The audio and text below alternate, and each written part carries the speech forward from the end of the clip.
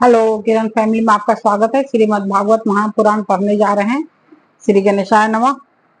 ओम भूर्भुवस्सुः तत्सवितुर्वरेण्यं भर्गो देवस्य धीमहि धियो यो न प्रचोदयात्।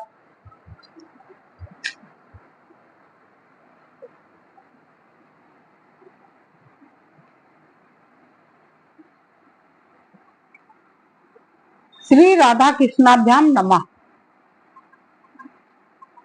श्रीमद् भागवत महापुराण द्वितीय खंड।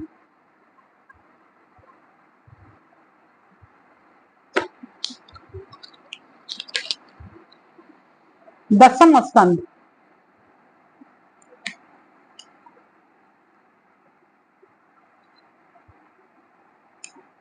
अतः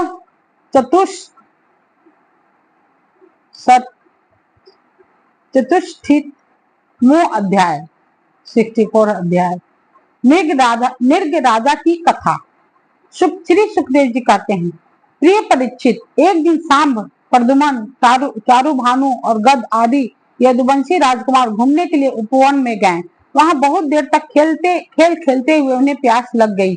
अब वे इधर उधर जल की खोज करने लगे। वे एक कुएं के पास गए। उसमें जल तो था नहीं। एक बड़ा विचित्र जीव दिख पड़ा। वह जीव पर्वत के समान आकार का एक गिरगिट था। उसे देखकर उनके आश्चर्य की सीमा न रही। उनका हृदय करुणा से भर आया और वे उसे बाहर निकालने का प्रयत्न करने लगे। परंतु जब वे राजकुमार उस गिरे हुए गिरगिट को चमड़े और सूत की रस्सियों से बांधकर बाहर न निकाल सके, तब कौतूहल बस उन्होंने यह आश्चर्यमय वृत्तांत भगवान श्री कृष्ण के पास जाकर निवेदन किया। जगत के जीवन दाता कमल नयन भगवान श्री कृष्ण उस कुएं पर आए। उसे देखकर उन्होंने बाएं हाथ से खेल में अनायास उसको बाहर निकाल दिया। भगवान श्री कृष्ण के कर कमलों का स्पर्श होते ही उसका गिरगिट रूप जाता रहा। वह एक स्वर्गीय देवताओं के रूप में परिणित हो गया। अब उसके शरीर का रंग तपाए हुए सोने के समान चमक रहा था और उसके शरीर पर अद्भुत वस्त्र, आभूषण और पुष्पों के हार शोभा पा रहे थे। यद्यपि भगवान श्री कृष्ण जानते थे कि इस दिव्य पुरुष को गिरगिट योनि क्यों मिली थी, फिर भी वह कारण सर्वसाधारण को मालूम हो जाए, इसलिए उन्होंने उस दिव्य पुरुष से पूछा, महाभाग, तुम्हारा रूप तो बहुत सुंदर है। तुम कौन हो? मैं तो समझता हूँ कि तुम अवश्य ही कोई श्रेष्ठ देवता हो। कल्याण मूर्ति, किस कर्म के फल से तुम्हें इस योनि में आना पड़ा था? वास्तव में तुम इसके योग्य नहीं हो। हम लोग तुम्हारा वृत्तांत जानना चाहते हैं। यदि हम लोगों को वह बतलाना उचित समझो तो अपना परिचय अवश्य दो।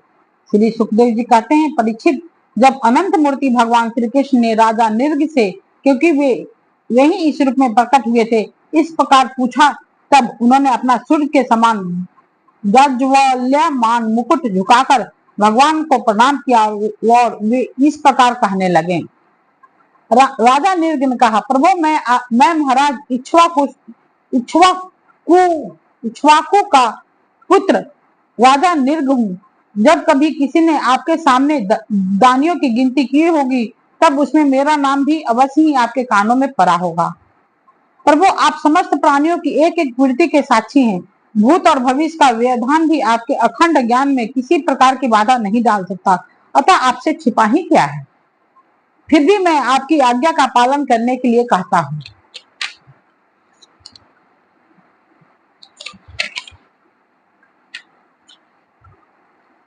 भगवान, पृथ्वी में जितने धूलिकण हैं, आकाश में जितने तारे हैं और वर्षा में जितनी जल की धाराएं गिरती हैं, मैंने उतनी ही गौवें दान की थी।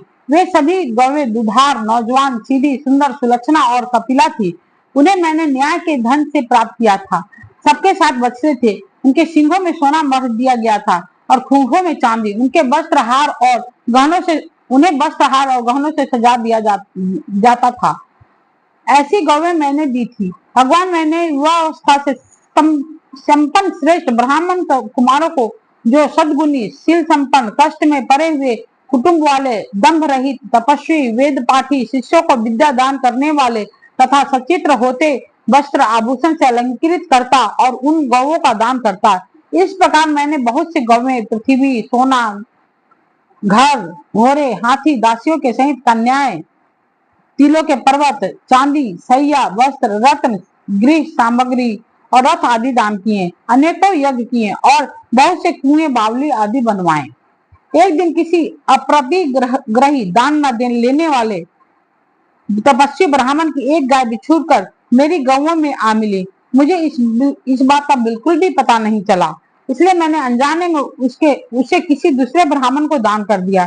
जब उस गाय को वे ब्राह्मण ले गए, तब उसके गाय के असली स्वामी ने कहा, यह गौ मेरी है। दान ले जाने वाले ब्राह्मण ने कहा, यह तो मेरी है, क्योंकि राजा निर्ग ने मुझे इसका दान किया है। वे दोनों ब्राह्मण आपस में झगड़ते हुए अपनी अपनी बात कायम करने के लिए मेरे पास आ गए।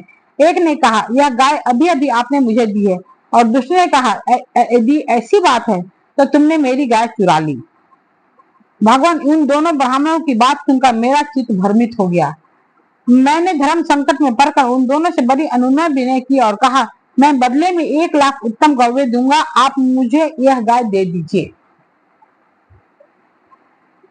मैं आप लोगों का सेवक हूँ, मुझसे अनजाने में यह अपराध बन गया है। मुझ पर आप लोगों कृपा कीजिए, मुझे इस घोर कष्ट से तथा घोर नरक में गिरने से बचा लीजिए। राजन, मैं इसके बदले में कुछ नहीं लूंगा। यह कहकर गाय का स्वामी चला गया। तुम इसके बदले में 1,00,000 ही नहीं 10,000 गौवें और दो तो भी मैं ले तुम इसके बदले में 1,00,000 ही नहीं 10,000 गौवें और दो तो भी मैं लेने का नहीं। इस प्रकार कहकर दूसरा ब्राह्मण भी चला गया। देवादि देव जगदीश्वर, इसके बाद आयु समाप्त होने पर यमराज के दूत आए और मुझे यमपुरी ले गए।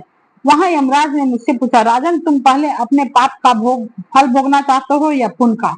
तुम्हारे दान और धन के फलस्वरूप तुम्हें ऐसा तेजस्वी लोक प्राप्त होने वाला है जिसकी कोई सीमा ही नहीं। भगवान, जब मैंने यमराज से कहा, देव, पहले मैं अपने पाप का फल भोगना चाहता हूँ, और उसी क्षण यमराज ने कहा, तुम गिर जाओ। उसके ऐसा कहते हैं मैं वहां से गिरा और गिरते ही समय मैंने देखा कि मैं गिरगिट हो गया हूँ। प्रभु, मैं ब्राह्मणों का सेवक, उदार, दानी और आपका भक्त था। मुझे इस बात की उत्कृष्ट अभिलाषा थी कि किसी प्रकार आपके दर्शन हो जाएं। इस प्रकार आपकी कृपा से मेरे पूर्व जन्म की स्मृति नष्ट ना हुई। भगवान, आप परमात्मा हैं, बड़े बड़े शुद्ध हृदय योगीश्वर, उपनिषदों की दृष्टि से, अभेद दृष्टि से अपने हृदय में आपका ध्यान करते हैं। इंद्रियातीत परमात्मन, साक्षात आप मेरे नेत्रों के सामने कैसे आ गए, क्योंकि मैं तो अनेक प्रकार के वैष्णव दुखद कर्मों में फंसकर अंधा हो रहा था। आपका दर्शन तो तब होता है जब संसार के चक्कर से छुटकारा मिलने का समय आता है। देवताओं के भी आराध्य देव पुरुषोत्तम गोविंद, आप ही व्यक्त और अव्यक्त जगत तथा जीवों के स्वामी है। अविनाशी अच्युत, आपकी कृति पवित्र है। अंतर्यामी नारायण, आप ही समस्त वृत्तियों और इंद्रियों के स्वामी हैं।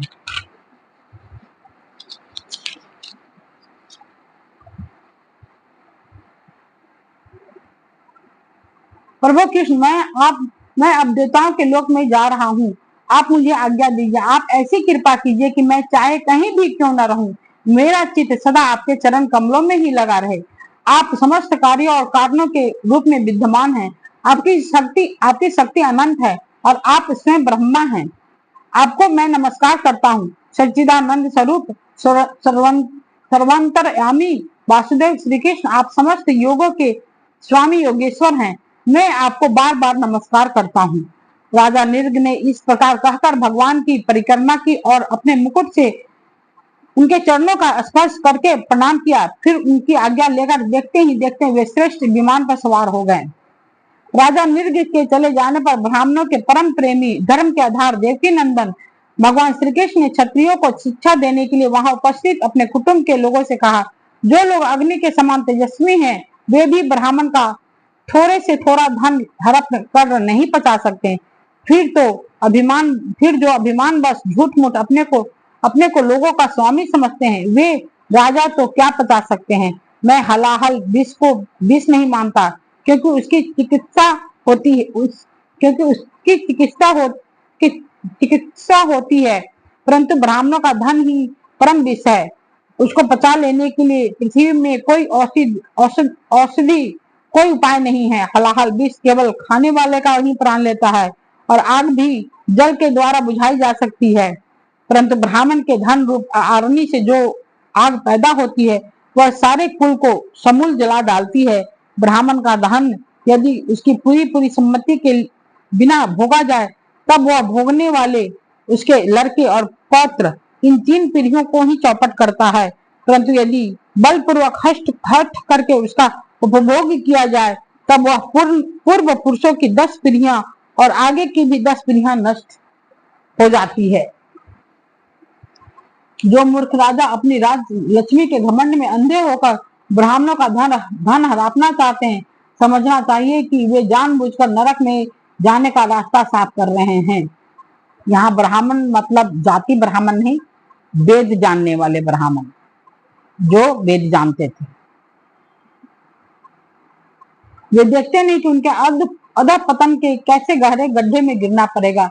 जिन उदार हृदय और बहु कुटुंबीय ब्राह्मणों की वृत्ति छीन ली जाती है, उनके रोने पर उनके आंसू की बूंदों से धरती के जितने धूलिकण भीगते हैं, उतने वर्षों तक ब्राह्मण के स्वतत्व को छीनने वाले उस उच्चश्रील राजा और उसके वंशजों को कुंभी पाक नरक में दुख भोगना पड़ता है। जो मनुष्य अपनी या दूसरों की दी हुई ब्राह्मणों की वृत्ति उनकी जीविका के साधन छीन लेते हैं, वे 60,000 वर्ष तक विष्ठा के कीड़े होते हैं। इसलिए मैं तो यही चाहता हूँ कि ब्राह्मण का धन कभी भूल से भी मेरे कोष में न आए, क्योंकि जो लोग ब्राह्मण के धन की इच्छा भी करते हैं उससे छीनने की बात तो अलग रही, वे इस जन्म में अल्पायु, शत्रुओं से पराजित और राष्ट्र भ्रष्ट हो जाते हैं और मृत्यु के बाद भी वे दूसरों को कष्ट देने वाले सांपी होते हैं। इसलिए मेरे आत्मियों, यदि ब्राह्मण अपराध करे तो भी उससे द्वेष मत करो, वह मार ही क्यों न बैठे या बहुत सी गालियां या साफ ही क्यों न दे, उसे तुम लोग सदा नमस्कार करो। जिस प्रकार मैं बड़ी सावधानी से तीनों समय ब्राह्मणों को प्रणाम करता हूँ, वैसे भी तुम लोग भी किया करो। जो मेरी इस आज्ञा का उल्लंघन करेगा उसे मैं क्षमा नहीं करूंगा, दंड दूंगा। यदि ब्राह्मण के धन का अपहरण हो जाए तो वह अपहत धन उस अपहरण करने वाले को अनजान में उसके द्वारा यह अपराध हुआ हो तो भी अधपतन के गड्ढे में डाल देता है। जैसे ब्राह्मण की गाय ने अनजान में उसे लेने वाले राजा निर्ग को नरक में डाल दिया था। परीक्षित समस्त लोगों का पवित्र करने वाले भगवान श्री कृष्ण द्वारका वासियों को इस प्रकार उपदेश देकर अपने महल में चले गए। इति श्रीमद्भागवते महापुराणे परमहंस्यां संहितां दशम स्कंधे उत्तरार्धे निर्गोपाख्यानम नाम चतुष्टितमो अध्याय 64 अध्याय समाप्त हुआ। यहाँ ब्राह्मण का कहने का मतलब जाति ब्राह्मण नहीं था, क्योंकि उस समय ब्राह्मण गरीब रहते थे, वेद का पाठन करते थे और मांग चांग कर खाना खाते थे। तो यहाँ ब्राह्मणों का मतलब जो वेद पढ़ता हो, पढ़ाता हो, उससे था, जाति से मतलब नहीं था।